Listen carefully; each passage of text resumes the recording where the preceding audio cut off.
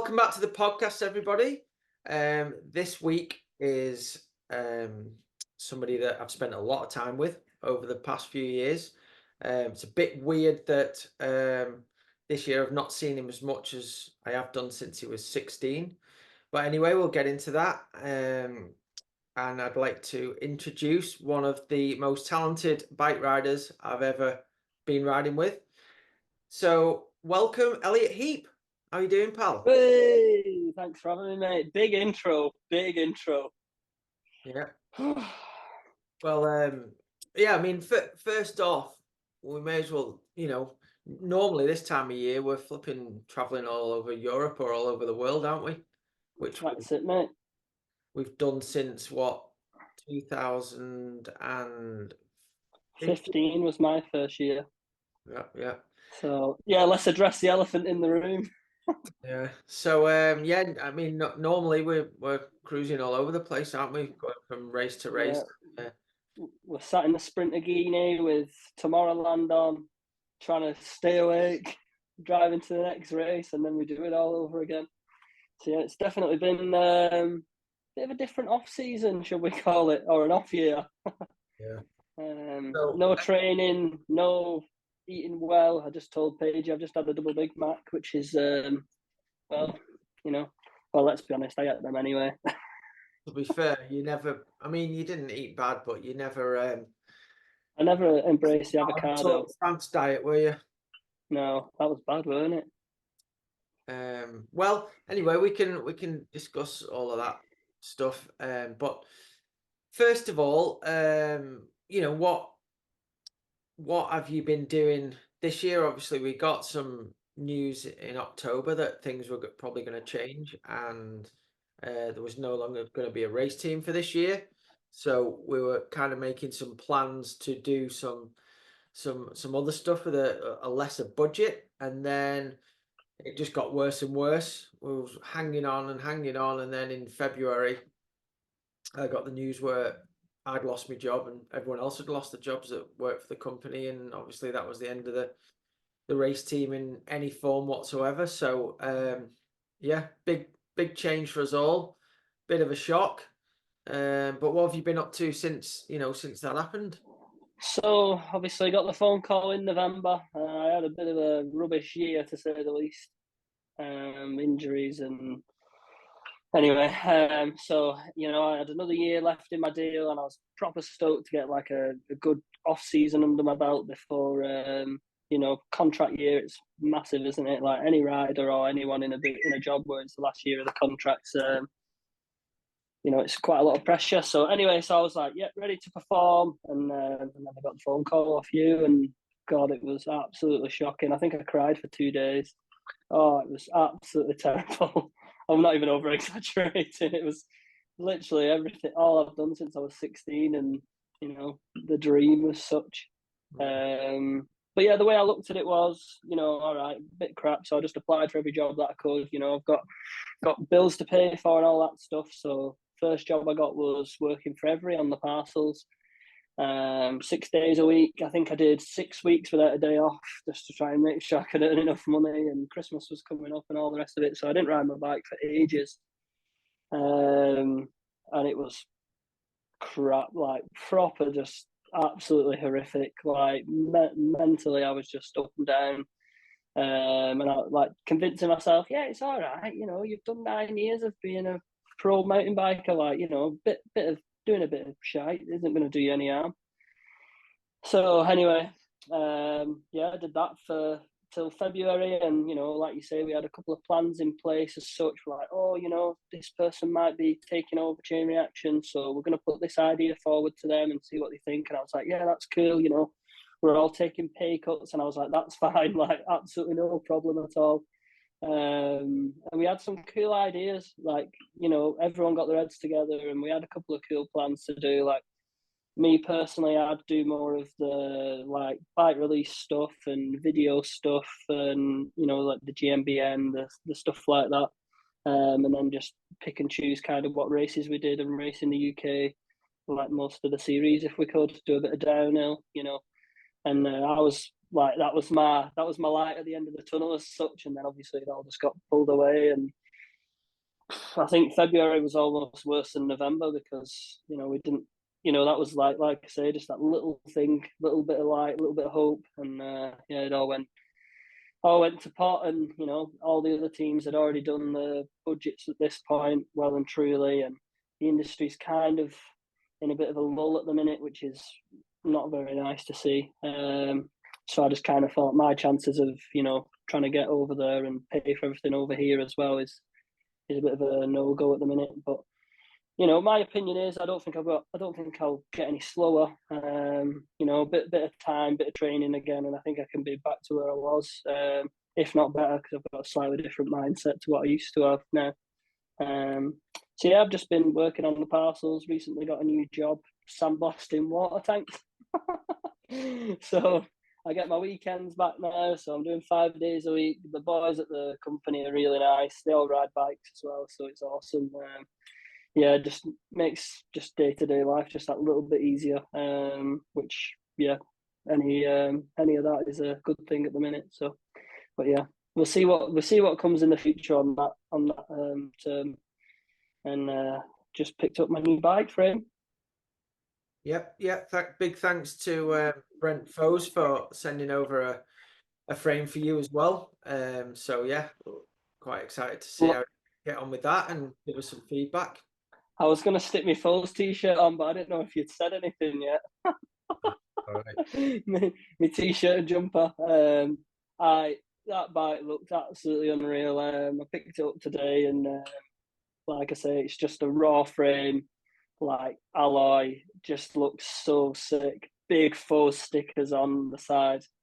There's like a little bit of a retro feel to it, but I think with the suspension design and I don't know the geometry, it's a little bit smaller than my Mega, so I'm quite looking forward to chucking it around some tight woods in the Innerleithen Valley of the Tweed as such. Cool. And so obviously, since you kind of started in mountain biking, as a junior, I met you back as a youth rider, and we started off, and you borrowed my downhill bike, and went and did a race on that, which you won, and then if I remember rightly, I got you an entry into the Llangollen National, to give you a go. I think I even lent you some flat pedal shoes, didn't I? Some 510s or something. And Yeah, yeah, I mean, obviously it was a national round back then. The national series was pretty competitive. A lot of the top pros and juniors and youth riders and everything were all competing in the national series, and you won that by about 6 seconds, I believe. yeah. So I can expand on that a little bit, just because I was like 15 years old and absolutely buzzing that someone had given me something for free. I couldn't believe it. Obviously, very, very new to the mountain bike game. Coming from motocross, it's an expensive sport. So like bought a trail bike off you and got to know you a little bit, and you always helped me out if you could with little bits and pieces. And like it was just my dad that used to text you after at the end of each race, just letting you know, like, oh, Elliott finished such and such a place. He'd be like, oh, well done, whatever. And that's kind of how it was. It was just friendly, like help if you would. And me and my dad were so grateful. That was when the 11-speed Sram cassettes came out, and they were 200 quid a pop. Yeah. Oh god. So yeah, it was crazy. And yeah, I borrowed your dyno bike and picked it up on Thursday from your house, and Mike Jones had just had it. It was the year before he was on the team, so he had it in the November, December to try, I think, before he was on the team in 2014. Yeah. So it didn't have any pedals on it. I think it had 6 spokes missing out the back wheel, and it didn't have a back brake or something like that. I can't remember what it was. So like my dad, as soon as we picked it up, my dad was like, right, let's get you to a race. And picked it up, like got it so it was like mint, and I was like, right, this is going to be wild. And the first time I rode it, it was at Casus, and yeah, won my first downhill race, which was absolutely ridiculous. And then, like you say, we'd let you know how that went, and you got me an entry into the BDS at Llangollen down the Deaf Woods. Yeah. I'd never seen anything like it. there was people going home because of how wild the conditions were. And yeah, you lent me a set of Samuel's signature 510s back when he used to have the little blue ones, and they were 2 sizes too big for me. It was, yeah. Yeah, they were 2 sizes too big for me, so I put 2 pairs of socks on because I went to Windsor's in Wigan, and I got 2 pair of Airwalk trainers for 30 quid, and that's what I was going to race in. No way. So you're like, you can't race in them, but I was like, why? What's wrong with these? They had the classic big lines in them where my pins on my flat pedals had slid up and down. Yeah. But yeah, to this day, like, did qualifying at that race and had a bit of a mistake in the woods, which a lot of people were doing. Like, it was such a hard track to get down, so technical. And I remember in between race runs, I was putting my bike upside down because it had no oil in the forks. No way. It's absolute, yeah. And Oil in the forks? it was just like, I don't think, like, because we bought it off you after that race, so we had it a couple of months. Yeah. We didn't know about servicing mountain bikes. Yeah. But like the fork, we just got told off someone that the forks were all dry and like it just needed a lower leg service or something. I don't know. Right. But yeah, my dad was like just spinning it upside down. I have no idea. But I was like, well, that's just how they work. I just thought everyone did that. But yeah, I remember after my qualifying run, I spoke to you and you was like, "Oh yeah, you could win this." I was like, "What?" Me and Conor Martin were looking at Roots and Rain before I went. Obviously, my first national, and we were like, "Yeah, he's quick, he's quick. If you get like, top 7, if you get on the podium, oh my god, that'll be unreal." Yeah. And then yeah, blagged the win, and I think that's the last time he ever won a race. Not quite, but it was definitely a good result that weekend, and Oh, unreal. and obviously, you didn't just jump on a bike and was that talented and that fast on a bike. Give us a bit of background on what you did growing up, because you've got a crazy skill set, really. To be fair to you, from all the different done before. Yeah, I appreciate that. Like, I don't know. I just my mates all used to go and play football the weekends and stuff, and my mates in school were different to my mates at home. So I'd be going racing motocross every weekend. So I never really got to play out as such at the weekends. So How old were whenever you started motocross? So when I started motocross, I got a bike. It would have been my birthday's in January, so I got a motorbike for Christmas, just before my 6th birthday, and it was a Malaguti 50 with plastic brake levers. I rode it the first time, and my dad took all the restrictors out because I said it was too slow. That lasted about 5 minutes, and I snapped one of the plastic brake levers. So then we bought a little Husky 50 off one of my cousins, and yeah, basically I just raced motocross for 8 years, and like I didn't have an injury or anything, and I was doing pretty well. I was like racing the British Masters, it was called, and I was like top 3 for my age in that, and then I broke 3 bones in a year. So like I broke my wrist twice, on like the same wrist twice, 2 separate occasions, and my elbow all in the same year, which was absolutely like, it was due looking back. Like, to race 8 years of motocross and not have like a serious big injury is crazy for anyone, I guess. But yeah, so I broke my elbow, and this is how my mountain bike career started. So when I broke my wrist, I always went out on my BMX with my mates, and just to get around. And we were always riding bikes, I always liked dirt jumps. My mates always liked doing street and skate park stuff. So I remember I used to go to the dirt jumps, and to get them to do some of the jumps so they didn't get bored and want to go home, I used to case them all on purpose, just to show them that they wouldn't die if they cased them. Just so they'd stay a bit longer, so I could ride them for a bit more, because I didn't want to just be there on my top while my mates are all going doing something else. So yeah, I always rode around on my BMX when I was in a cast, because I don't like, I must have ADHD or something. I can't sit still. And I must have been a very annoying teenager when I was sat still, especially, well, probably am even when I'm older. But yeah, so I couldn't reach my handlebars when my elbow was in plaster, basically. So I said to my dad, I was like, "Look, Dad," I said, "will you get me a mountain bike so I could just go out?" And I think my dad thought I must have been that annoying that he spent £600 on buying me this Trek fuel. I think it was like 6 years old. It was brand spanking, like there was not a mark on it, and I snapped it 3 times before I got out of plaster. I was in my cast with 2 pins in my elbow, and my dad was like, "Look, go out on your bike, don't do anything stupid. If that elbow's knackered, that's it. The motorbikes are going, everything." I was like, "Right, okay, Dad." And then I don't know if anyone's ever been to Wigan Park, but I used to try and jump the steps in Wigan Park from like the little where the ice cream bit is on the top, and I think I landed on the bottom too, and my bike just snapped completely. My elbow's all right though; that still works. Oh, sorry. Still with your cast on? Yeah, when we cast on, yeah. My dad was raging because he paid like £600 for this bike, and he made sure it was the right one. He's like, "Are you sure this is going to be all right?" And I just remember taking it home in pieces, and he just looked at me like, "What have you been doing?" Like, oh God, I felt like like. My dad was always like just dead supportive. Like he wasn't ever like pushy or anything like that. So I had a lot of respect for my dad. So if I ever did anything wrong, like he just like he always had to look at me and like I'd be like, "Oh shit," you know what I mean?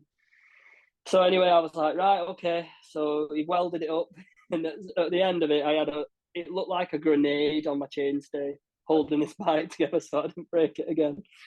And eventually, I got back on the motocross bike, and it was like November time, and all the tracks were like peanut butter, and it was just I was like going to practice days, and I was the only one there. And I was like, well, this is miserable. You know, my dad's paying a fortune in fuel and, you know, practice days, and I'm not enjoying it. So I said, why don't we just race mountain bikes? And he was like, do you want to do that? And Yeah, before why that, not? before that, obviously you were doing well in the motocross. Was the goal? Did you have a goal at that point to do that? Straight through into adult and try and Yeah, make it in motocross. yeah. The best way to describe it, and the best way I think everyone can relate to, is from when I first saw motocross when I was 5. I blew my candles out every birthday and wished to be a professional motocross racer. Right, That was it every year. That's all I wanted. That was literally it. right. So like I always rode BMXs. Like I had a trials pedal bike at some point. So that I don't know whether that helped with the motocross or what, but I always had really good balance. Mhm. That was something that I always had. Like other lads' dads that were racing was telling my dad that he should get me a trials bike, and he reckoned I'd be really good at that. So he got me a trials bike, and I was all right at it. But trials when you're young is quite hard because you can't, you've not got the strength and the body weight to be able to hop a trials bike around like Danny McCaskill or anything like that. But I always tried, and I used to go to a car park every day after school and see how many lines I could wheelie on this on the car park. Is this on And a trials push bike or motorbike? yeah, trials push bike. I never had a trials motorbike until I was, I think, 20. But yeah, so little trials pedal bike. I used to pedal miles on it, and it's literally like being in first gear on your mountain bike. And I just used to do all sorts. I remember I was doing backwards bunny hop once, bunny hops in Platte Vegas in Platte Bridge, and pedal hit me in the shin and sliced all my leg open. And I'll never forget, I had white Nike socks on, and there was just blood all over my socks, and I had to pedal a mile home in like being in first gear on this trials bike.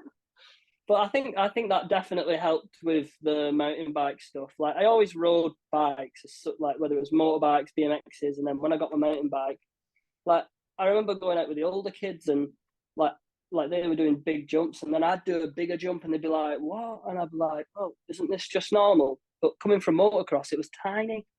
Yeah, Like it was so small, and the bike weighed nothing. yeah. Um, I remember I couldn't wheelie sat down. I don't know what it was. I could not wheelie sat down when I was younger. I don't know whether it's because I learned on a trials bike or what, but I could wheelie stood up for ages, but I just looked so weird. Same. That's how I learned to wheelie as well. It's mad, isn't it? And then eventually you just sit down and you're like, oh, this is way easier. Yeah. But yeah, mate, it's just, yeah, absolutely loved it and always wanted to be a pro motocross racer. And then turned like 14, 15, and my mind changed and the goal changed. And to say how quickly everything happened, it was an absolute dream come true. Like meeting you, winning my first 2 downhill races, like, and then the following year I was literally racing World Cups. I was like, what on earth? And like, it was like proper pinch yourself. It was just like everything I'd ever wished for as a kid. Like, I was blowing the candles out, and I was like, so yeah, without going into it too much, yeah, it was little kid at Christmas every day. That's what my dad always used to say.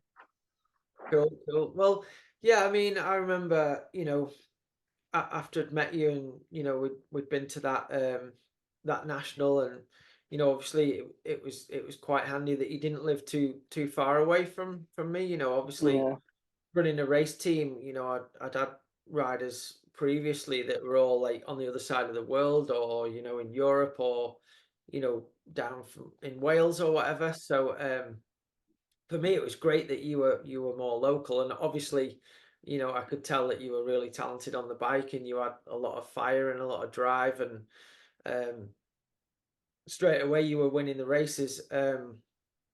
So for me, it was always been nice for me when I was a team manager to be able to, you know, give people a ride on the team. That's something that, that I'd have dreamed of when I was younger and racing and struggling to do it all.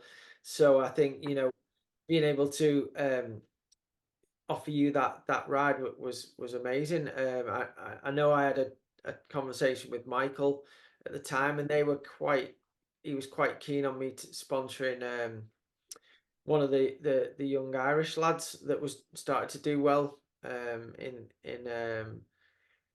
Ireland, and I think that was Kipper, and I was like, I know, no, I like Kipper, and I know he's good, but I've made my mind up. I want to sponsor this kid from round ours, and he was kind of a bit blown away, thinking what I was doing. Anyway, fair play to Michael. He always kind of listened to me in the end and said, "Well, yeah, you make the decision on who you want to have on the team," and yeah, we went from there, and as I say, you were, thinking back now, I guess I was, I'd been running the team for quite a while then, and we'd had, some really good success on the World Cup level with various riders, and, especially with Sam and Mike Jones and Joe Smith the year before. That was one of the best years we had in 2014. And so I guess, for me, looking back now, I did drop you in at the deep end, but I think you had the skills and the mindset to do that. And I think the first proper year on the team, we were straight into first year junior World Cups, and yeah, it's yeah, it's quite go mad. on. Can you remember that, and like the first race we went to? Tell us a bit about. Oh, so I'll take it to when I got my first dyno bike off you for that season, and we just got this new, I think it was like the Pulse V2 or something like that we called it, and it was like the old Pulse was like super boxy, like looked a bit old fashioned compared to like some of the other bikes on the circuit, and then Nukeproof just like put like this bike, it literally looked like it was fast. Mhm. And I got that, and I was like, "Oh my god!" Like, and we went on to Stiniog on it, and I was like, "Wow!" I mean, I never really got on with Stiniog race result wise, but for a day out, on that thing, I was absolutely blown away, and that's when it kind of started like sinking in. And yeah, I remember we went to the first national at A Forest before that, and my dad was walking around wondering what to do with himself because he didn't have to work on my bike anymore. I had like a full team pit, I had all this kit, and I was like, oh my god, like the pressure was ridiculous, and it wasn't from you guys, it was from myself. Yeah. Like, I know, like, you were like, oh well, we'll just see how we get on, whereas I was like, right, don't cock this up. So yeah, I did the national, I think I got second or something, and then we went to Lords, and my mum, the deal was that year was like, I had all the support, like all the all the kit I could ever wish for, like mechanic at the races, and then we just like my mum and dad just had to get me to like the races in Europe, and that was the deal for the first year. And I was like, absolutely blown away, like that I was going to all these World Cups. And I remember Lords was my 11th bike race altogether. No way. So I did like a couple of UK Enduros because that's what I started in originally. And then, yeah, a couple of dyno races after I got that dyno bike from you, and then straight into Lords. And I was like, what on earth? Met Sam for the first time. And when I first started mountain biking, I didn't have a clue Sam was, didn't have a clue anyone was. But then obviously when I got to speaking to you and, you know, you were chatting about the team and I learned a lot about the team and became a massive fan of the team. Because obviously that was my dream then, because I'd met you and you were the manager of the team. I was like, oh, no way. I remember getting a pair of Troy Lee designed pants you gave me for my birthday. And my mum was unstitching the chain reaction off the back of it, off the going up the leg. And she went to me, she went, one day, son, you might be able to keep these on. Next minute, I'm stood there at the side of Sam Hill taking team photos like this with my big afro and doing interviews with Salva. What? Yeah. Do you know what I mean? Like, and I'm sat there, and Rat Boy was a big deal back then. And like, I'm going walking down the tracks, and Sam's walking the track with me. Mike's walking. Joe was like the big brother I never had, and I just felt like I slotted in straight away. I don't know whether it's just because I talk so much, but yeah, it was. I don't know. It was just so easy for me to just speak to everyone, and everyone was so nice. I mean, I don't know what you were saying once I'd left, but you know. But yeah, I remember going into that race. Go on. Now they're all pretty good riders on the team, easy going. You know, everyone easy going. Like, you know, we'll take the piss out of each other, but at the end of the day, everyone's pretty solid. And yeah, you fitted in fine. Obviously, you talk a little bit more than Sam, and maybe a bit more comprehensible than Mike. But yeah, everyone's got a different personality. But yeah, I think we had a good team roster at that point for sure. Oh yeah, it was awesome, mate. Like looking back, like every time we used to go around to your house and in between the races and stuff like that, it was literally like Christmas every time I went. Just like, oh yeah, bud, try this tire, or yeah, try like look at this, and oh, have you got everything you need? Or I'm just going, Dad, why are they being so nice to me?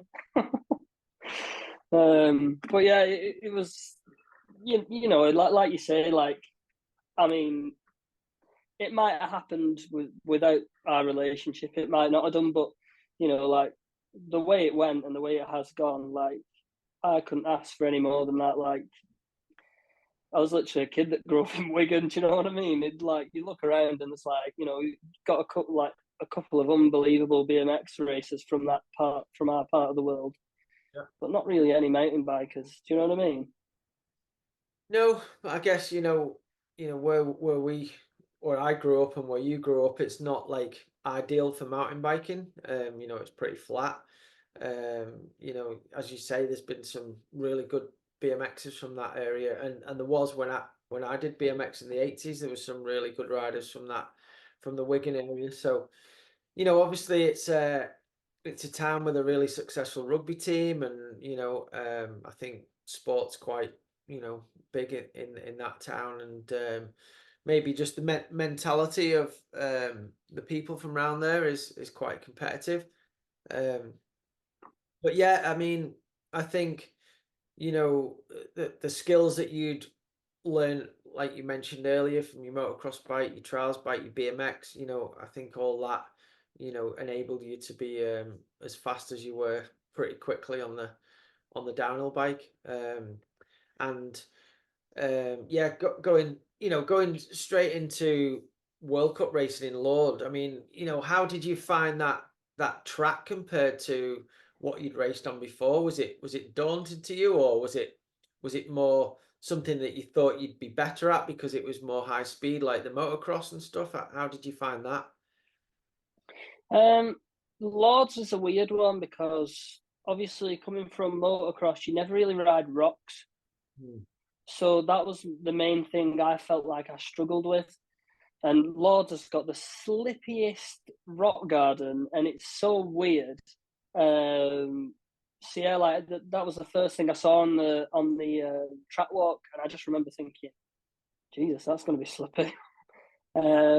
So yeah, that was the thing. I definitely. Other than that, like Lords, I think it was the first year we went there, and the track was pretty fresh and loamy, and oh, I just remember like first run, I was on a brand new bike and like all brand new kit and everything just felt like when you're like a kid and you get a new bike, it's like best thing ever.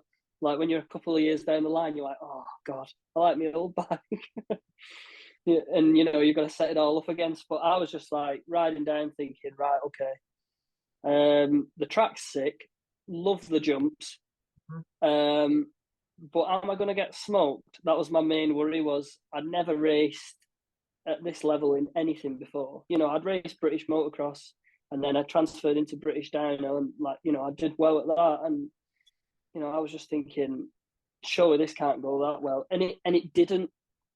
You know, I did okay, You but did pretty you know, good. my first year was kind of like you'd expect a first year to go. You know, it wasn't like, oh, he turned up, you know, he's turned up and smoked everyone or anything like that.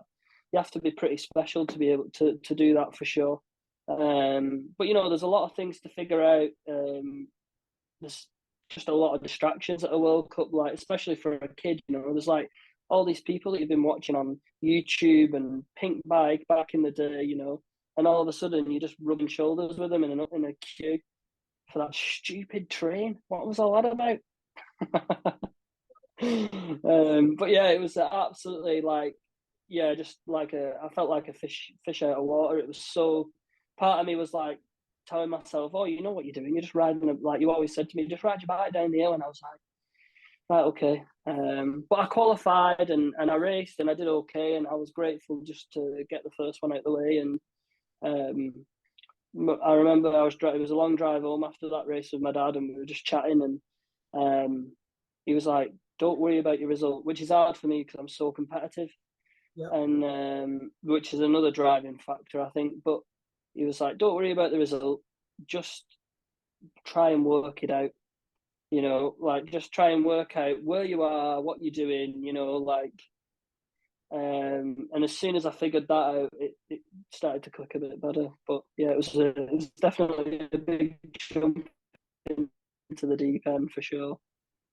Yeah, it was, and you know, some teams in the past have like held the junior riders back for a year and stuff, but I always thought that the more races that you got to do and learn, and was going to be better for the second year. Um, and obviously, what one thing that you know um, if I could change back then was obviously in 2014 we had some amazing momentum with the team. Sam was second year on the team. He'd had, a second and two first places in the World Cup, nearly won the World Championships in Half-Yell if he hadn't have crashed.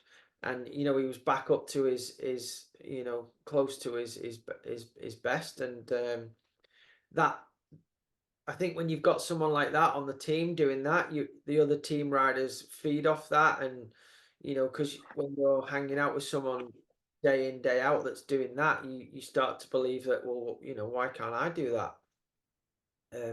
And I think that was really helping Mike Jones in 2014. He started getting top tens at World Cups, and Joe had a top 10 that year and some other top 15s and top 20s, I think. So the whole team was like doing amazing. And then, brought you onto the team, which was going to, another really talented rider that could feed off the guys that were already doing well. And unfortunately, Sam got injured right before that first race in Lord and didn't race. And then that whole year was a bit of a write-off for him. Mike started off really well that season, but I think, from past experience with Sam was really good at bringing young riders on and learning from him. And I think that's the one thing that unfortunately you missed out on with Sam. And you know, I'm not saying it would have made a No, difference, but it's something I wish you would have had the opportunity to use. yeah, no, I appreciate that, but you know, it's one of them. Sam's had an amazing career, and just being, I mean, me and Sam have shared rooms. We've been in the same place for weeks on end. Like just me, him, and JC were at a race once, and like just seeing him dominate and literally just like so casual about it is something I think helped me, because when I was younger, I was just a cocky little kid because I knew I was good on a bike and I always was good on a bike. But and I think it was because even without training and all the stuff when you're a kid, you still like I used to go out on my own and just practice random stuff, and like everyone would be like, "Oh, you're showing off," and I was like, "Well, I'm not. I'm practicing." Just because I'm doing something that you can't do doesn't mean that I'm just doing it to rub it in your face. I'm doing it because I want to do this. You know what I mean? In solo, yeah, exactly. So yeah, and I definitely was like just a cocky kid, and seeing how casual Sam was and how much of a nice fella he was, and like he was the boy. Do you know what I mean? Like it's like, and I watched Sam in 2014 from my sofa at home, and that's when I was just getting into it, and I was racing, and I was speaking to you, and I was like, "Oh, Nigel's going to Mont Saint Anne this week," and I was like, "I think Sam won that year." Yeah.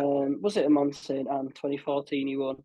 Because I remember all the bike companies like Santa Cruz and I think Specialized and a couple of other teams had all come out with 650B bikes, and Yeah, they they just released them all that year. think. Yeah, that was it. And then we literally had the same. Well, you guys at the time, I wasn't part of it back then, but you just had the same bike with 275 wheels in, and Sam just had a shorter stroke shock, I believe.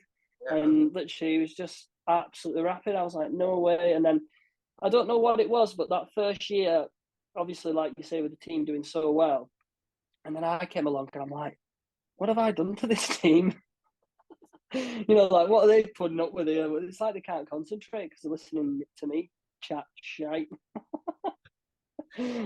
Well, I mean, yeah, it was obviously we had a great year in 2014, and then as with any team, you can have uh not as good years, but Mike started off really strong at that first race. Mike's raw speed is phenomenal. Oh, ridiculous! They call him Mad Mike for a reason.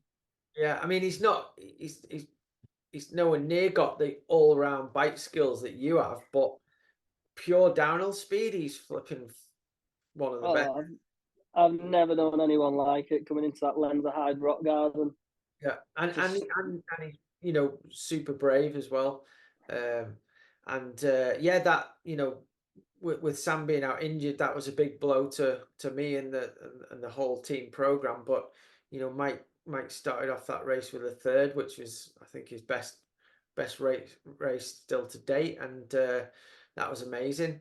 And then I think the week the after we went home after the Lord, it was just that one World Cup, wasn't it? And then we were off to Cairns in Australia for the second round, I believe.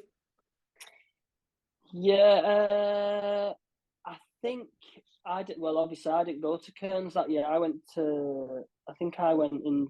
My first time there was 2016. Ah, sorry, So I think Fort William was the second round for me. sorry, yeah, I don't know if we did Lords and Fort William. yeah. No, we done Lord and Cairns the following year, didn't we? Yeah, 2016 was when we did that. Yeah. Sorry, yeah, getting confused there. And what so yeah, your first year World Cup, how did you progress that year, and did you grow with confidence as you did more rounds?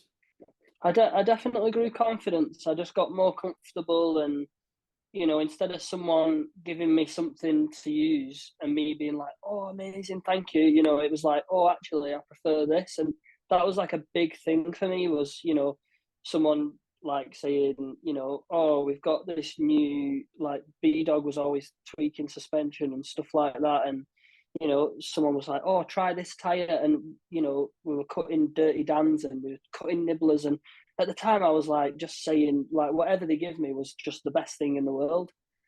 And then I started to figure out what I liked and what I didn't like, because when I was like in mountain biking, like I just got what I was given, like if we needed a tyre, my dad just went and bought a tyre and I just rode it, or we came to your house and you give me a tyre that you had, and so the end of the year I was starting to realise, I like this, but I don't like this, and I like started to build a bit of an idea of what I like, and that helped me massively with just a bit of comfort. And every time I was riding my bike, it felt the same. So then I felt like could go a little bit faster, and yeah, just I think like you say, it's the deep end going in first year junior on a full factory team, but like if you can embrace that and use it to your advantage, you've got tools that people dream of.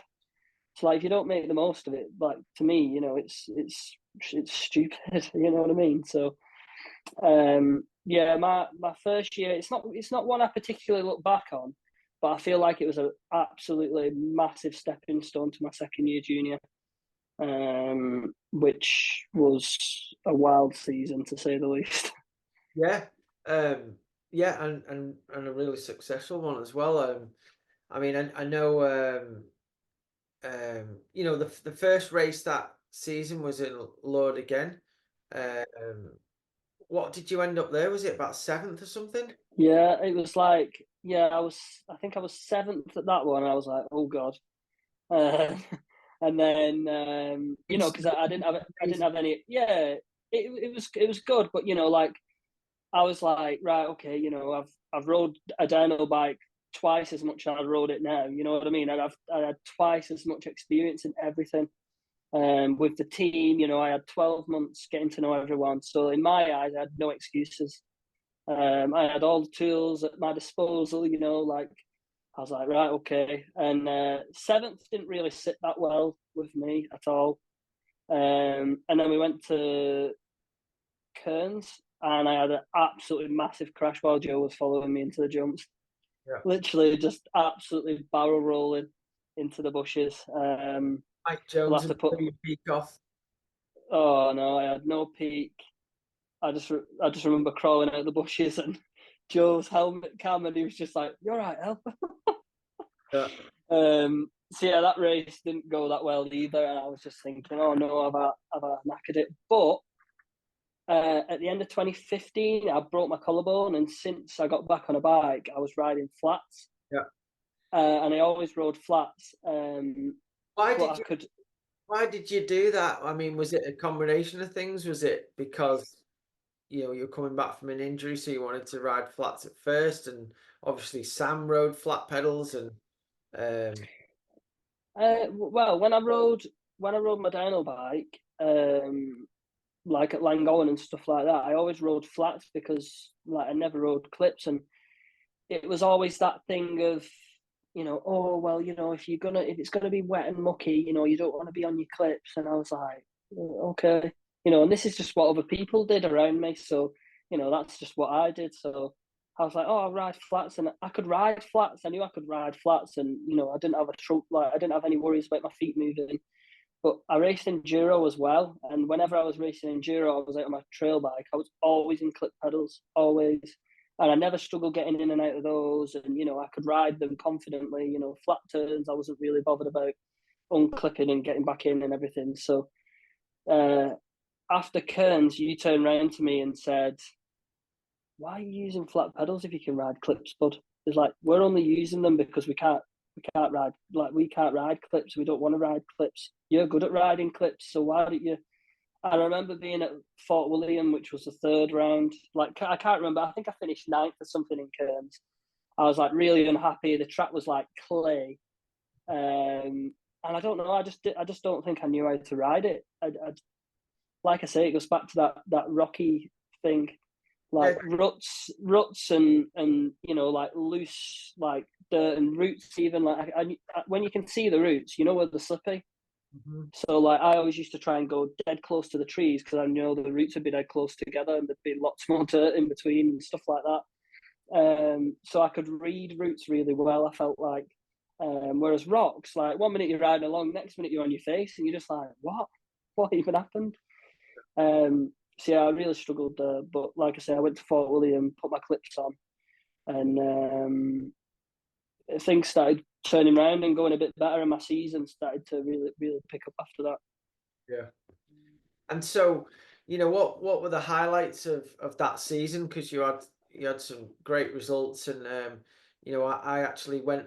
I remember I ended up coming up to the start hut with you a few times at the World Cups because the mechanics were prepping for the elite riders in the afternoon and stuff. And yeah, tell us a bit about what we were doing there. Oh yeah, so Fort like going back to like Fort William went a bit better. I think my dad was at the top of the track with me, and I got fifth at that race. Then we went to Leogang the week after, and that was my first, like my second time away with the team. And like we got the ferry over, and it was a massive thing, and I was like, whoa. Couple of And then JDs on the ferry. you are sorry. Might have had a couple of JDs on the ferry, but you'd have I probably know I got a come. Coke. Yeah, well, I think I might have actually had a JD on the ferry. I can't remember. I think Mike Jones got me one. Oh dear, Paul Lorraine listening to this. Oh dear. Anyway, yeah, we went to Leogang and I qualified first Hmm. at Leogang, and I was like, back then it was really bike parky. Like the bottom section isn't like it is nowadays, where you've got like a steep. It was like you had a bit of rooty sections, and that was it. Other than that, it was just carrying speed, big berms, and typically a track that I looked at and thought, oh no, every rider's got a track like that, and that was it for me. I just thought, how am I going to keep up with these boys that are like riding bike parks every week and stuff like that? And I'm riding like Llangollen and, going to Wanter and even like Innerleithen and stuff like that. It's nothing like Leogang or what it was. So I thought I was going to struggle there. So qualified first, I was like, what the heck? And then I ended up fifth. Choked. But who were your main competitors that year? So that year it was like Finn Isles, Gaten Viege, Matt Walker, Charlie Hatton, Joe Breeden was really fast that year as well. The Brits were actually really good that year.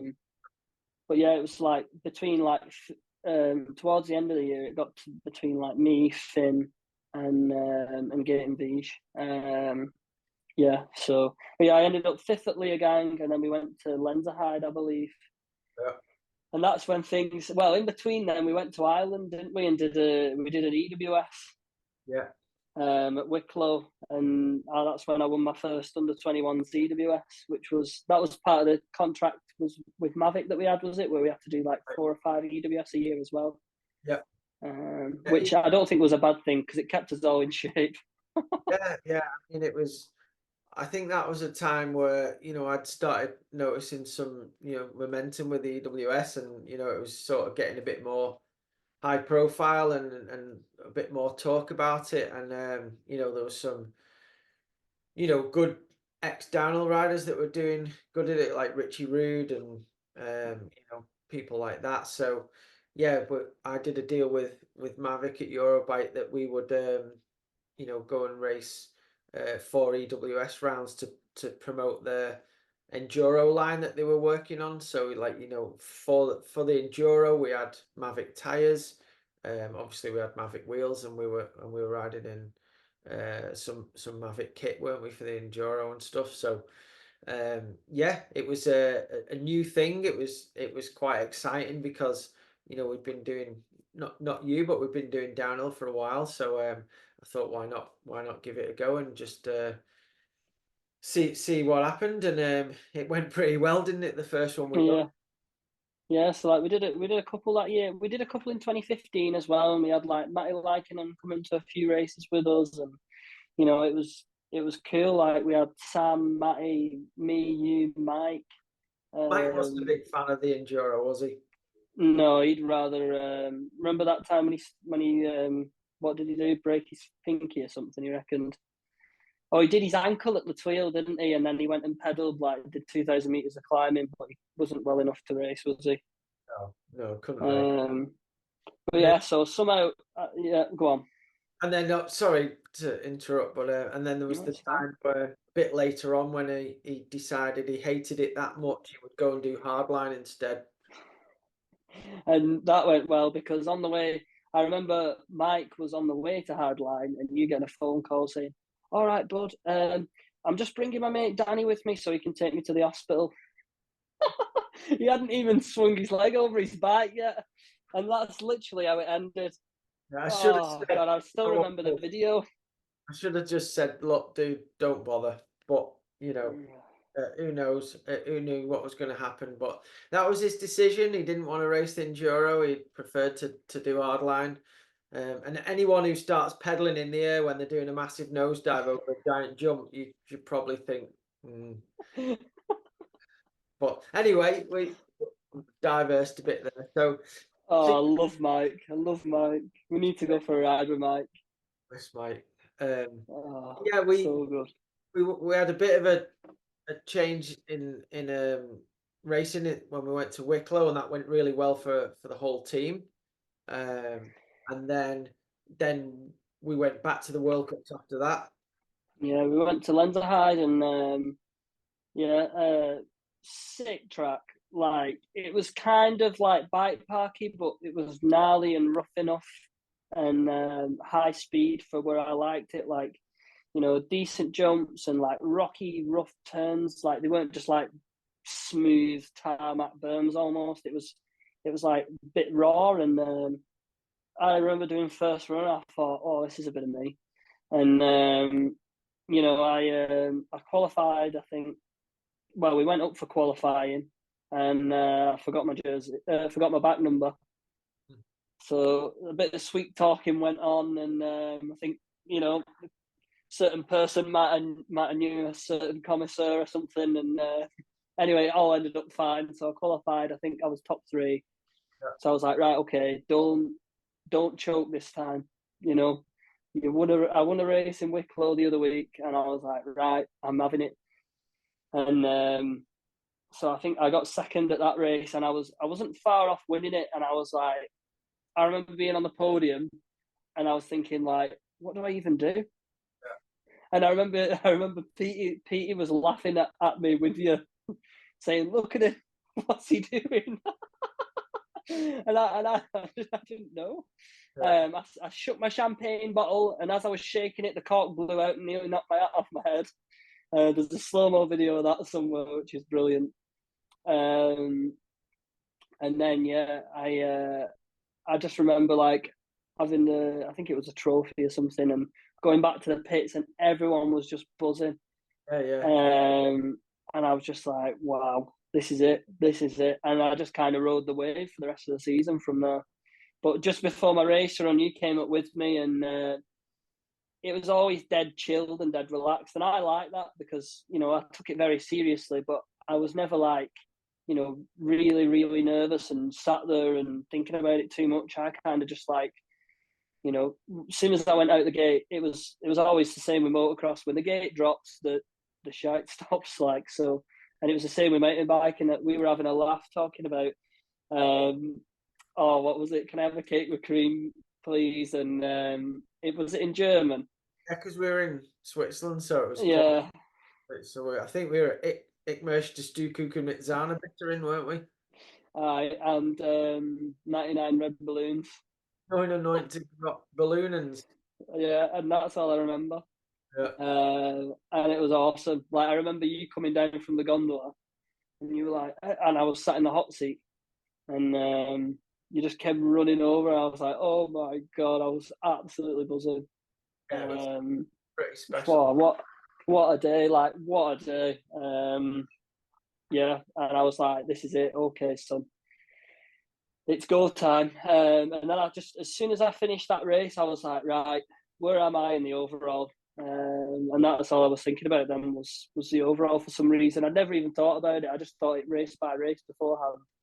And then as soon as I got a taste that podium, I was like, right, I need to do some more of this.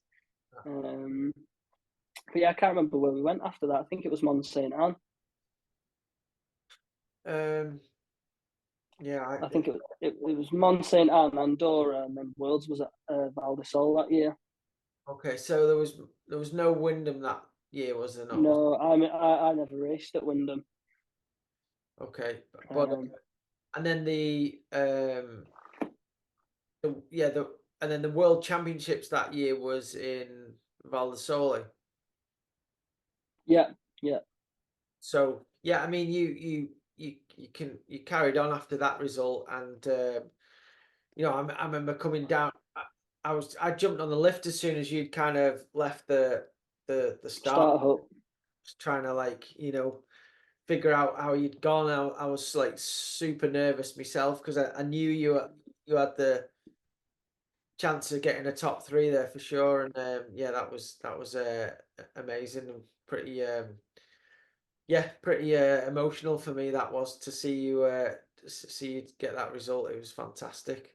And then you carried on that wave like you said, and you finished third overall in the World Cup in the junior category, which is Madness. yeah, And I still should have won that last race. Oh god, I was at Andorra. I crashed, and I was like, I think I was like 4 or 5 seconds back. And I just remember coming down to the finish line, and my hand was bleeding. I was just orange with dust. yeah. Oh, I was devastated. And my mum and dad were there and everything. I thought that would have been a perfect way to end the season. But third place in the World Cup overall, I'd take that any day. Yeah, I mean it was fantastic. Um, and then obviously going into Worlds in Val di Sole, you had some good confidence and yeah, how did that race go? Like were you thinking that you could, become junior world champion at that point, or was that something you weren't thinking about? It was obviously, like I said, I was very competitive, and I didn't like, although second and third's always meant like you always want to win, don't you? So I was like, right, I've had a second, I've had a third, I've had a fifth, like, and in my head I was like, you know, like everyone else in the top, like I think I was third behind Finn and Gate, and I was like, well, they've both won races, but Yeah, I hadn't won one, so I was like, right, this is it, big finale, just and I remember going to Val di Sole, and I went there first year junior as well, and it's rough, it's physical, which I wasn't worried about, which was cool. I was quite casual, and the track was mega dusty that year in 2016, and I remember like B Dog did all my suspension, and it was like bike was sick, and and I was like, right, okay. So I did practice, and I was just dead composed. I remember like um, Worlds works a little bit differently to a World Cup. Like the schedule is a bit different, and you seed rather than qualifying and stuff like that. And it's all a little bit. I think I can't remember whether the fastest rider top qualified rider goes first in seeding or something like that. Anyway, so I was like, yeah, okay. So I can't remember where I seeded, but it was all right. And I put my GB jersey on, and we sat at the top, and I was like, right, and it just never happened. Like I don't know what it was, but it was just like I think I finished fifth, and I don't know why. I felt good on the bike, but then my run, I got to the bottom, and I was like, that didn't like. I remember I was sprinting to the finish, and I could just see red on the board at the finish line. I was just thinking, oh, well, that would have been nice. So I was a bit devastated, and it's one of them. You win some, you lose some, and yeah, I was just kind of buzzing that I ended the season, the World Cup overall, where I did, and I Worlds can't is really grumble at all. fifth at Worlds still isn't, it's not a bad result by any means, but I know what you're saying you definitely had the pace and the skills that year to be on the podium at least. But you know, you had some fierce competitors that season. Finn and Gaetan and Matt Walker have all done some amazing stuff since then as Oh well. yeah, So it's not like you were racing against you know any slow guys there. oh But for sure. and then obviously just talking about Val di Sole, we me and you went back on our own couple Yeah, of times. I didn't know whether you were going to bring this up. The old four cross career. Yeah, well, I've always I always did the dual and the four cross back in the day, and I've always thought you would, you had the definitely have the skills and the sprint power to be really good at that. So yeah, we decided to go to Val di Sole for the four cross worlds, didn't we? Do you want to talk a little bit about how that happened? Yeah, so I was at Fort William World Cup 2017. It was my first year elite. I remember being sat in the pits thinking this is a bit boring because the World Cup schedule, like, it can be quite spread out. Um, so I remember, I can't remember who it was, but there was just like, go and race the four cross if you want. And I'd rode the four cross track. Every downhill rider at Fort William has ridden down the four cross track. That's just what you do when you go for a bit of a spin. So like it was just full of jumps and berms and like little rock garden and stuff like that. And I was like, this is cool. So I was like, yeah, why not? So I raced the four cross on my 165 mil travel mega. Yeah. Everyone else is on they're basically BMXs with 26-inch wheels. Yeah. Like they've got a suspension, but it doesn't work. Like it's like you may as well just put a big steel rod in there. Like, you know what I mean? Their bikes are just designed to go forwards. That's it. Yeah. Anyway, like I had some amazing racing, like overpassing people and high-lowing people in the first turn. And my first straight, my snap out the gate was horrific. Like literally, like the gate dropped and you got a calendar out for when I was going to start pedaling forwards. It was ridiculous. But my first straight was quite good, even though I was on the big bike. I was trying to pump it through the holes, and Well, you're amazing but at jumps and you've got incredible explosive power. So, if you'd have spent a bit of time doing gates, I've always said you'd be really good at any of those sports, whether it be four cross, BMX. But yeah, I mean, and then obviously because you hadn't done four cross, and the skills that you've got on the bike and the confidence you've got on a bike, you were just doing things that the other four cross riders weren't doing. You were just blowing by people on the inside of the first turn. it was mad. I still, every now and again, I'll still like the video like crop up or something in my memories, and I always watch it, and it's like so cool. Just goes back to that battling with people again, and like understanding where the leader is and where you have to be. Whereas obviously racing the clock, it doesn't happen. So I've always enjoyed that, and like a little bit of bar banging and stuff like that. And it was all on a massive screen, so like the crowd was going wild, and and it's, I don't know, it's awesome. Like you feel like you're putting on a bit of a performance rather than like actually just racing. But yeah, that went pretty well, and didn't think anything of it. I didn't finish on the podium there or anything, but I had a great time doing it, and You made whatever. And made the final though, didn't you? I think I might have been I think I was in the small final because I think I got shoved over the fence. That's right. Yeah, yeah. I But got taken out. made it semis and in your first go was pretty Yeah, impressive. and with the tools that I had, if that doesn't show how capable the Nukeproof Mega was back in the day, nothing will. I'm not sure if Uh, Ruth Mega mate, but but yeah, we just worked with what we had. You know what I mean? Like that was it. And so then I was racing the 2017 downhill World Cup season, and I wasn't having a good time. Like, I was doing okay, but like Mike was injured. I don't think Joe was on the team that year. Sam had gone racing EWS for the first time, doing that for a full season. So I was just going to these races all of a sudden. I'd done 2 years on the team, and then the whole team was just traveling for me. yeah, Like we're going to all them races, and it was my first year elite. And I was just like, I felt like I was just letting everyone down all the time. Like my results weren't great, and I know that no one expected me to, go out and be top 10 at every race, but I just expected more from myself. And yeah, I just didn't really get that, which was frustrating. And, I had some good results. And like, the weather helped me in Lords a little bit at the first race of the season. I think I was 23rd, which I think was my best result of the year. Other than that, I had like a 25th, which is still, okay for a first year elite. yeah. I mean, at the But end of the year when you were 25th, that was really promising for the elite category. If you come, as they call it nowadays, P25, P, Formula One, here we come. that pretty, you know, something to shout about these days. So yeah, Yeah. you definitely had the potential to move through the ranks in the Downhill World Cup, but that, you know, being your first year, and then Yeah, but then we decided, what, you know, why not go to, you got the letter through from BC, didn't you? I just got an email and I was like, what? Why is British Cycling emailing me? Like, what have I done? Have I not renewed my license or something?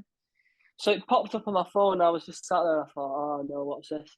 It was an invitation to go and race the Four Cross World Champs. I was like, what? I didn't even know I could qualify for that. Do you know what I mean? Like, I didn't know Fort William was around that, you know, it worked to, otherwise, you know, I might have tried it even harder. But anyway, so yeah, we just turned up, didn't we? We stayed in the classical little, if you've ever been to Val di Sol, you'll know the pizza restaurant in the centre. And they looked after us, didn't they? Yeah. A lot of people give bad reviews over I think the way that place was run in some ways, but we always loved it, and they were always so lovely. Yeah. They always saved a room for us every year, so they're probably sat there with a dusty room at this point. But Should probably um, say, I'm on job seekers allowance and I won't be coming in. I'm just stood in a big water tank at the local Borders General Hospital, painting it now. But let's not make ourselves cry on the podcast, right? Right. I know, I know. So yeah, we ended up at Four Cross World Champs, and I was like, well, this is a bit different. Got to watch the downhill race. Oh no, what was it? It was down. Was it Downhill Worlds there or something? Um, I think it might have been Downhill Worlds with the Four Cross World, and I didn't qualify for the team. Obviously, being first year elite. Yeah, 17. 17, that's when Danny won it, wasn't it? And Laurie got second. Yeah, So yeah, yeah.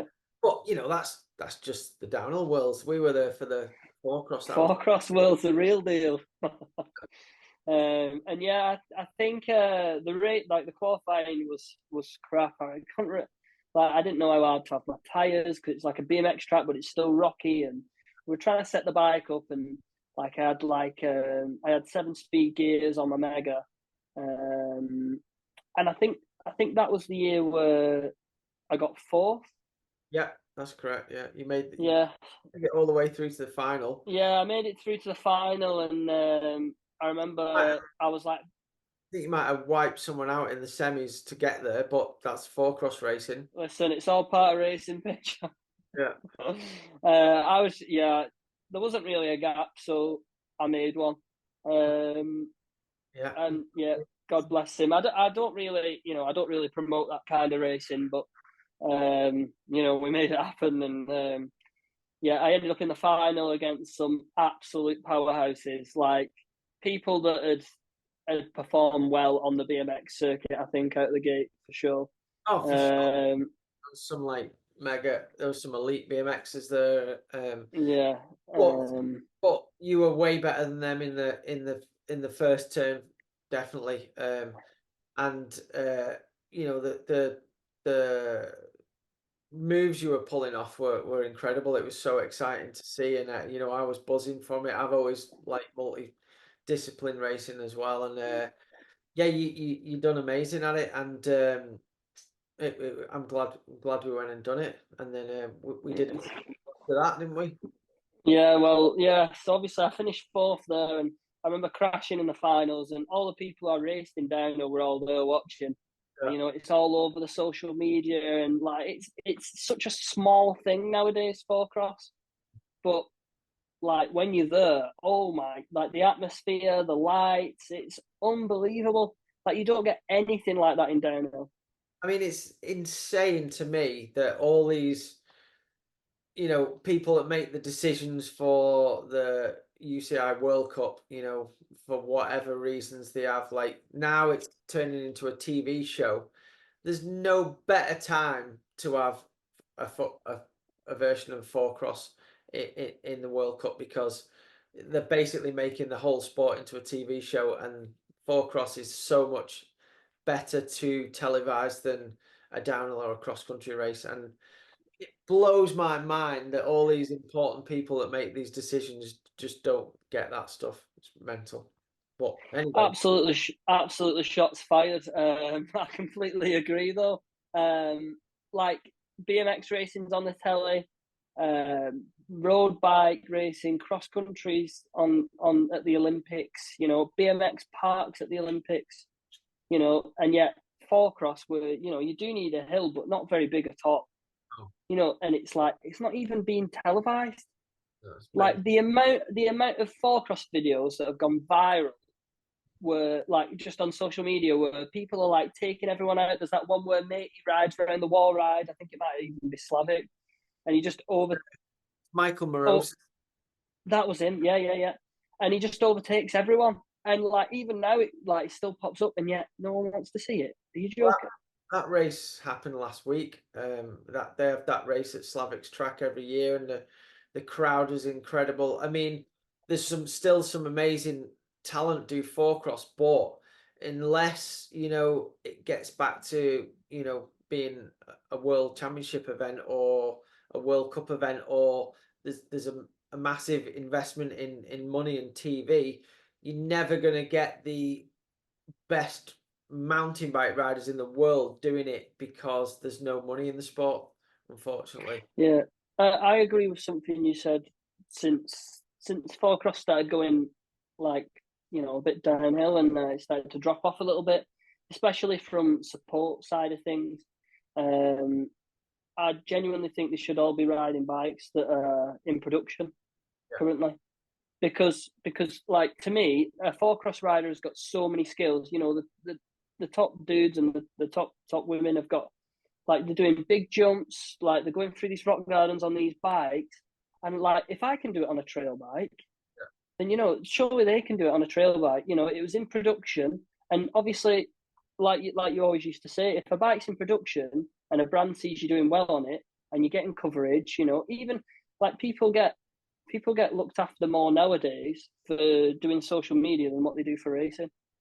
yeah,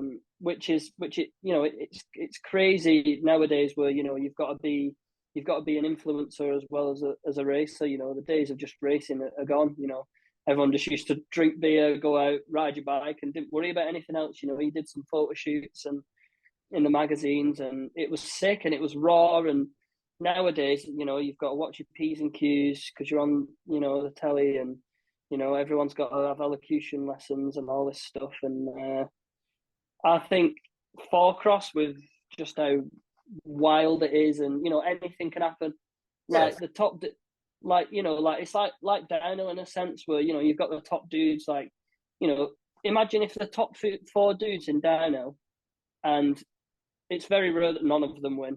You know, the top five dudes, like it's very rare that something goes wrong for all of them, or they're all off the pace that week. Four cross, they can all fall off in the first turn. yeah, And the guy who scraped into the final just cruises past. See you later. Thanks for coming. Like how unpredictable is that? yeah, definitely. But if you imagine, like, there's the skills that some of the top downhillers have got on the bikes now, and some of the free riders, like people like Cade and Mm-hmm.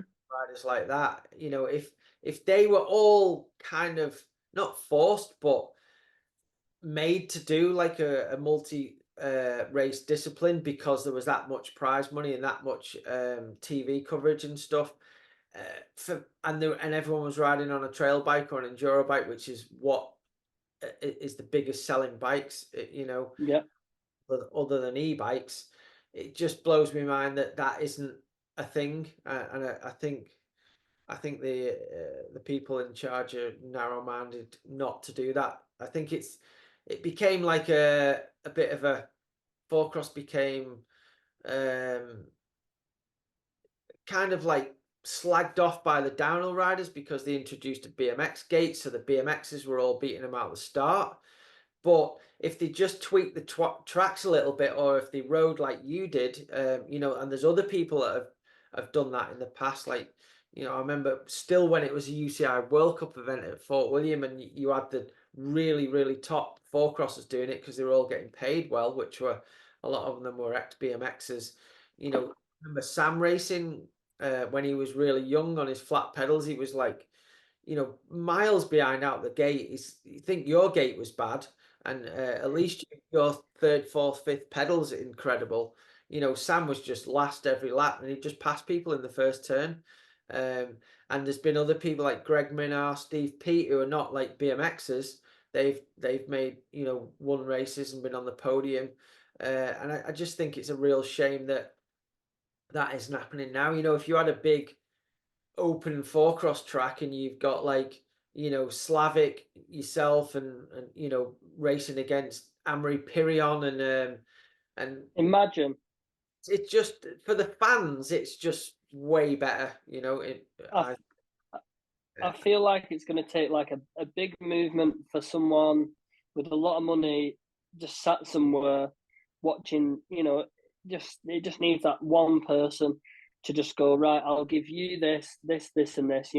If you just turn up to my event and try and get all them top dudes there just to race one four cross race. You don't have to get rid of a BMX gate, but you could get rid of the the riders ready watch the gate sequence. You could just have it basically the gate drops like in motocross in the next 10 seconds, so the BMXs wouldn't have quite as much of an advantage.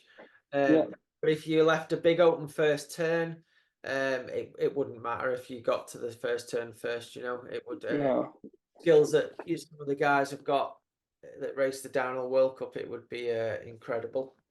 So just imagine if you had to do a four cross race with spikes on. Yeah, on the grass. Like imagine the chaos. Like like bikes just on tractor tires coming down a hill, and it'd just be unbelievable. But I'd pay a lot of money, and I'm not sat here with a lot of money in the bank, but I'd pay a lot of money to watch them top dudes race against each other side by side. Like who wouldn't want to see that realistically? But I don't think it'll happen. In terms of getting them lot there, unless it was a ridiculous amount of money. But yeah, you'd have to put a big prize purse, which they deserve anyway. Oh, absolutely. But yeah, it's a shame that and companies coming in like Eurosport and the Disney Channel, they're only televising what they're given. I remember doing the BBC commentary and helping present back in the World Championships back in 2002 and 2003, and the guys I was working with from the BBC, they didn't know much about downhill or even mountain biking. They were like presenters and guys that did the boxing for BBC, but I took them over to watch the four cross, and they thought that was the best discipline there for the TV, but they hadn't been contracted to film the four cross. Yeah, I genuinely agree wholeheartedly with how good four cross is and how good it could be. Like, it's just no one speaks about it. No. And it's a shame. Everything's so focused on, I think it's a bit like rallycross. Mm-hmm. You see Ken Block, Pastrana, like Sebastian Loeb, and they're all in these little hatchbacks racing, against each other on a track. And you never see it on the TV. Yet, you've got like British touring cars, you've got, like the World Rally and stuff like that. And yet you watch one of them races and the cars are falling to bits, like they're just coming in sideways and just crashing into each other. And it's so good to watch. But I just don't understand why there's certain things that don't just pick up, and I don't, because it's not a niche, I think it's a stigma thing. I don't know why this happens, but in it, in all kinds of walks of life, people who are at the top in like the downhill and the cross country, they kind of look down on it and think that it's not as worthy as what they're doing, which is just stupid. But I think that's the way of the world and how people work. Yeah, I think a big thing about that is. Yeah, I think a big thing about that is like, obviously, I just turned up and I did well at four cross, which some people do at downhill, but like, obviously, the field's very deep in downhill. Like, you've got well over 100 people there trying to qualify and stuff like that. so I think that might be partially why they look down on it, because they almost think it's easy, and it's easy to say that from the sidelines, Yeah. and it's easy to see, like what your mate's doing while he's raced downhill as well, and you think, oh well, I beat him, so I'd easy do good at four cross. Yeah, no, But if you think that, go and do it. Like, just go and do one. That's what I reckon everyone should do. yeah, I don't think they would. I mean, I think you're quite individual that you're so good on your bike in all different aspects. Then that's how you were able to do well. But yeah, there'd be plenty of downhillers that wouldn't even get out the first round. Uh, and I think they'd probably be scared of doing it because they're big names in downhill, so Yeah, they fail in something else where they think is like an inferior sport or something. I don't know. yeah, yeah. But anyway, But yeah. um, yeah, and then obviously the second year you went back and you made the final again, and I honestly thought you had a chance of winning the gold, and you nearly did. Oh, I was close. I just couldn't catch that BMX. I was fast. Yeah, I remember I got like my snap out the gate, like we said, wasn't the best. it wasn't But I was all bad. It wasn't bad. no, it for someone who rode a gate as little as I did. Like, I went to Preston Pirates once and Yeah, did some fair. gates. To be fair, I was thinking, why hasn't he gone more often? But I think um, about riders that have been on the team. yeah, and it's I went to Preston Pirates and you were getting text messages off your mates saying, why is that lad who's on your team just turned up on his mountain bike casing all the jumps? Elliott just providing all the other mountain bikers with nothing but rimmers. You probably still smoked him down the first straight. Oh god, my wild enduros weren't rolling the best on the old BMX track. I would imagine they were. But yeah, I turned up, got in the final again, and yeah, I remember I was coming around the first turn, I got into second, and I was like, right, this is it. And at Valdesol four cross track, there's like the first two turns are almost like 180 degrees, and then after that it's quite fast. It doesn't really slow down again until like the second to last corner where there's like a stall wall into a rock garden, and I knew if I could be close before the fast section to the BMX, I knew that I could stay with him. And I remember I come out the left turn, I was in second. I was like, right, here we go. And I just couldn't get close enough to make a move or anything like that, which was frustrating. Because I hated. We're on your mega again, like. Yeah, that was it.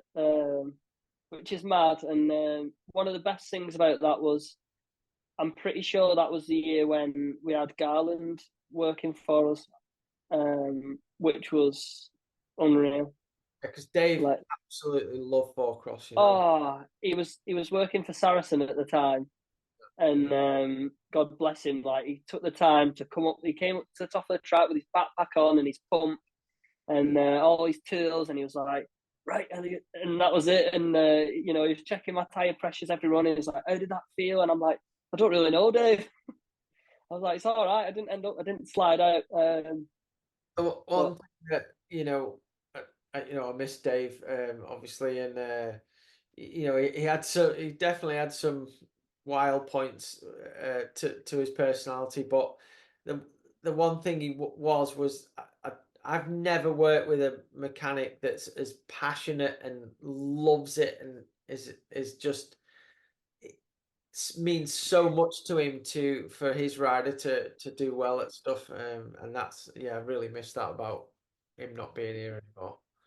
I know it's mad because he was like, to me, he was like an OG. Like you knew him. He was still in the industry. He'd been a mechanic for years, and I feel like he had so much knowledge to give, and he gave it in the nicest of ways. Like, he just like he just willed you on.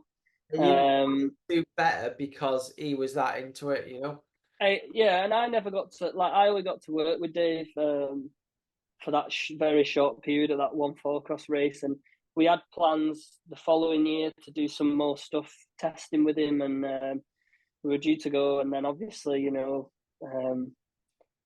Yeah.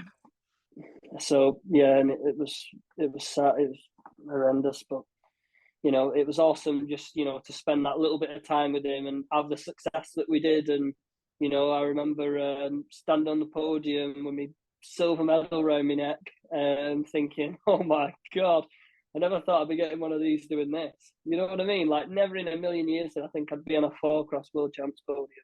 Well, there's a lot of people Uh, tried for a long time and never got a medal. And, you know, you got one and your second time doing it. So that's phenomenal. And I know, like I say, some people play it down, but in my eyes, that's one of the you know, best achievements our team has had. You know, along with another lot of great achievements, but that was definitely one up it, there.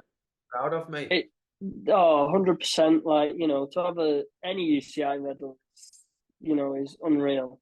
But then to have one in four-cross where, you know, like I didn't really train for it. Like, you know, it wasn't my you know, go to sport, like go to discipline, if you would. But you know, like me and you, when we had a mint time, like we used to drive the van up to the top of the mountain while it's thunder and lightning. We're trying to get up this ski slope and all sorts of stuff. And it was literally just like lads and dads on tour. Like, it was mad. Yeah. Like, we just go like for these massive, like we get the gondola to the top of the hill and we ended up doing like these massive runs down all week. And it was just a mint time. Pizza and pasta every night. And we used to tell Michelle that you weren't having a pizza. Just sat there with your salad. Yeah, salad Yeah, and water. yeah, that was it. Frizzante though. Yeah. That's why I've got the same physique as Fabian Burrell. Ah, well, you know. But he had a double Big Mac tonight as well, didn't he? But Yeah. anyway, so yeah, you know, that was great, and I really enjoyed doing that with you. And you know, it wasn't something that was in the team budget or the team schedule, but you know, we made the time and effort to do that, and I'm glad we did it. And I appreciate that because that was like a massive thing for me. Like, obviously, you know, you've got all these goals in your mind that you set for the season. A four cross silver medal wasn't one of them, and so to get one, and you know, like obviously when I was there and when we was prepping for it, and we got a bike together, and we had a shorter stroke shock and Yeah. all that stuff. Yeah, it was poor, like mad to look back on. Yeah. No, it was great, mate. So, guys, I think what we'll do now, we'll split this one into a two-parter because there's so much to discuss with Elliott, and you know, the amazing career that I've shared with him. So, thanks very much for watching this episode. Please like, subscribe, and comment, and yeah, we'll pick up the second part with Elliott next week. Cheers.